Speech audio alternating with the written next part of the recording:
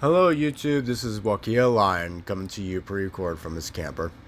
When I made the Chaldean economic videos on the rational lords, Saturn, Uranus, Venus, and Mercury, it was easy and clear-cut for me. These lords represent the material plane, especially Saturn in astrology. So it was a simple matter of connecting the dots. With the Irrational Lords, I had to take inspiration from my previous videos, my money one and the dichotomy of an art and product in particular, to get a better picture. I made a realization as I thought about these concepts. Economics is the study of how our physical, mental, and spiritual conditioning informs our usage of the material world to fulfill our wants. It's a very Austrian line of thinking. With the Irrational Lords, it seems to me necessary to explain my view on what art is and why it's important to society and to the individual. Art is how we commune with one another. It's how we connect with one another. It's how we understand each other and find unity. I don't like to talk most of the time, even when I blabber. Reason being is that verbal words do not communicate emotion very well. It's excellent at rational conversation, but irrational ones, it's better to, as hippies call it, vibe than talk. This is what the Irrational Lords deal with in Chaldean economics. Their area of governance is that of the unspoken zeitgeist of the people, the underlying currents that inform what we should care about to begin with and what we should aspire to be, the true spirit of industry. So, I'm going to explore what the Irrational Lords' realm of governance is in this field, starting with the sun and the moon. The sun and moon represent our envy and vanity. When honed in on the borders between, they create pride. In our current state, envy and vanity is nowhere near pride, forced to extreme ends of their spectrums until they swing hard to the other side.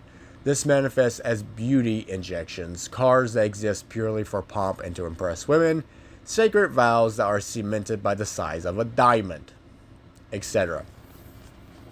Even little things like buying something you really like, or you don't buy something because you think it was owned by a murder victim, falls under this dichotomy.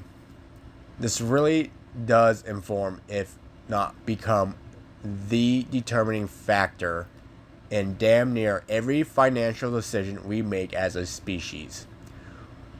So, what do their respective temples do to inform the economy? They represent the collective and individual conscious and subconscious. So theirs is a place of thematics and theatrics.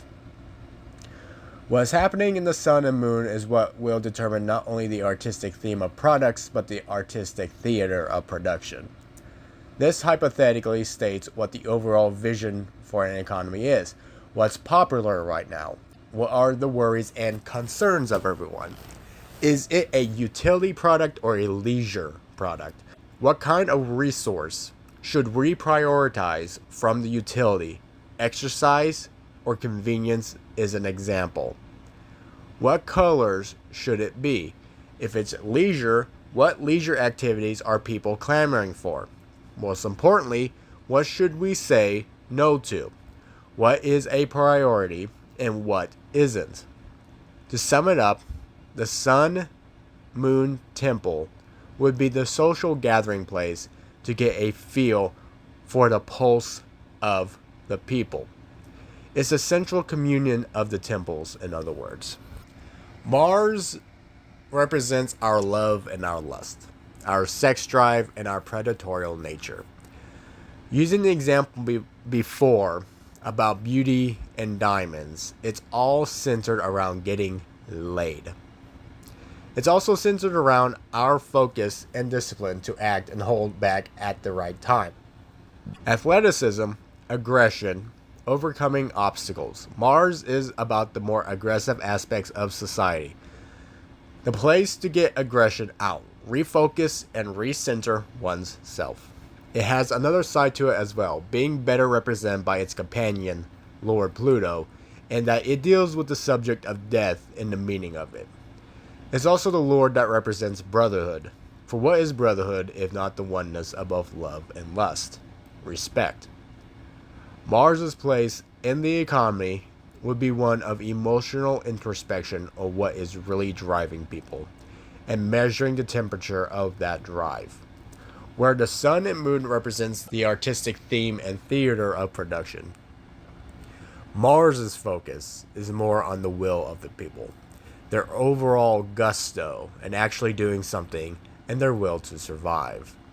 It's the Lord that tends to the physical, mental, and spiritual virility. That is an absolute necessity if anything is to be accomplished or even cared about. This differentiates from the sun, moon, in that it's one thing to talk and to boast, to contemplate and to dream. It's a whole other thing to do and to be comfortable doing it. What comes to mind when I speak of this is the difference between a modern group of construction workers who stand around talking while one guy digs a hole, and a group of construction workers who built the Chrysler Tower in New York City, walking on steel beams 100 feet in the air and liking it. Jupiter, greed, and abstinence. For my previous video, Chaldean Economics 1 and 2, Jupiter probably comes off as a bad guy, and in our world, as it is, the jovial lord has become such. This is what happens when one doesn't respect the proper placement of things and decides to stick their foot in the mouth of an alligator and not expect it to bite. Of course, nobody knew it was an alligator, too busy trying to cross the river to notice the log has eyes, but hey, Chaldeanism's biggest goal is to try and clarify why everything seems off, even though we can't see why. Jupiter's proper placement within Chaldean economics is one of purpose, not growth. Purpose being the oneness of greed and abstinence is the overall goal of society. What is the point of everything? It's good to survive with Mars and Pluto. It's nice to thrive with the sun and moon, but what's it all for? At our current position is to make more stuff to eat. Consumerism, in other words. We do many of the Jupiterian things today: travel, go to school, learn about philosophy and whatnot through the internet, but most of it is just a pointless purpose. It all feels so hollow.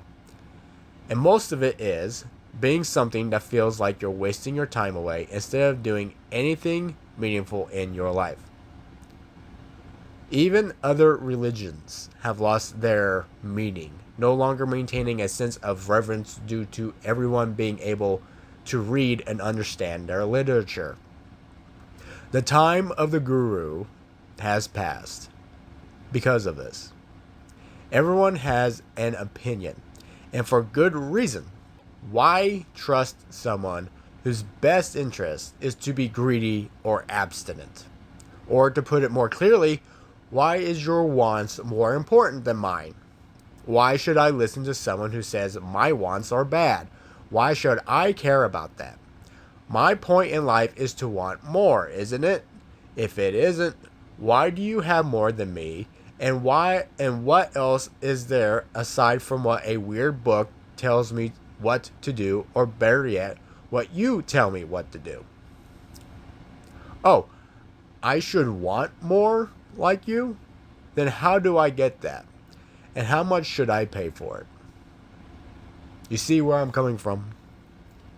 Jupiter being the lord that we base our system of economics on is a practice in bipolar self-destruction. Flipping between abstinence to greed and back again. This has been the economic system that our species has used since written time and probably before, being inherently a hunter-gatherer minded system. It's the perfect example of placing a circle in a square hole. It'll fit, but it's not going to fit well. All the extra spacing is then filled in by the circle, growing larger and larger until it finally pops from the pressure, as is what happens every single time. No. Jupiter's place is to be more of an advisor, not a ruler. Cohabitating with Neptune, Jupiter is all about trying to make the abstract and difficult to understand tangible, becoming a breeding ground for different ways to look at the same thing or to think of something entirely different. As we see in our world, though it's not a healthy example, the academic institution has done a lot to change things as we know it, being the beginning phases of a long process led to things like environmentally conscious technology and body transformation techniques. This all stemming from a collective worldview that people believe is the truth of reality. Jupiter's business is in people's perception of what is, their will to understand the world around them, the will to glorify. Much in the same way that, say, the Egyptians did when they could afford to make massive pyramids. As the example goes, Jupiter would be the one out of all the lords that would be the most interested in great works, architecture, glorification of society, and discussing what that is and what it means. Another hint at why our current economic system is Jupiterian is that when governments or companies get super big, they like to spend all their money on public great works and services. This usually is to both glorify themselves, which self-glorification is a sign of a bubble about to pop, and to spend more money to push further growth, but not in the hands of society, only in the hands of gurus. In the Saturnian system, the hypothesis is that the great works would only ever come out of an absolute demand of the society, something that the people truly do desire, rather than something that is forced upon them or manipulated into their minds. The reason why I hypothesize this is that the Saturnian system is more focused on efficiency and maintaining a state of gradual growth with periods of rest. The incentive for constant, never-ending growth is just not there. So, a large part of what makes great works a thing in society is not there either. The other thing being is that during those rest periods, people have time to think for themselves or would rather spend it doing things they want to do. Nobody wants to listen to a pontificating fop in a classroom for hours at a time. And in a Saturnian system, money is put more in tangibles, not theoreticals. They also don't want to support something that would cut into their livelihoods, no matter how pleasant sounding the idea may be. No. Jupiter's place is to improve the experience of society, to help it gain perspective on things, not to force society to cater to an idea, a specific class of quaffs, or to feed into society's wants. Now, to close out, I know that this wasn't quite as system-based as the Irrational Lords was, and that seems odd to have an economic video. But it's important to understand that there is another whole half of economics that people do not acknowledge. Many enthusiasts and experts talk about the details of the systems themselves and how to pull on different levers to make it do a thing. It treats economics like a tool rather than an ecosystem.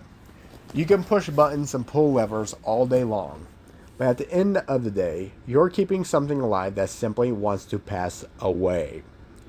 You can't fix what simply is not broken, and you can't treat it like a pet project and not acknowledge that it's a living pet with its own soul.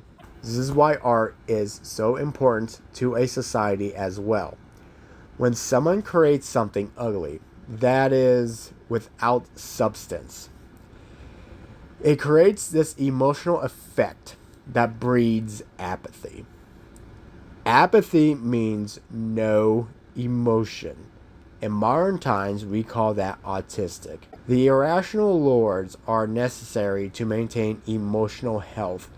Without that, an economy's ecosystem is simply on assisted living, having to rely on artificially induced incentives to keep it going rather than the people having a genuine interest in living. Art as it is now only shows one thing. Nobody cares about nothing, so what's the point? Art as it should be is what brings people together. Is what communicates something to be proud of, something to revere and respect, and something to glorify and find purpose in. Thank you, dear listener. If you like the video and my writing, I suggest checking out my library on Facebook through Google Cloud. My book, Warren, is a set of stories placed in the world of Warren and heavily influenced by many different ideas and beliefs that I hold in both high regard and close to my heart. Again, thank you for your time, and I look forward to lecturing you again in the next video. Bye.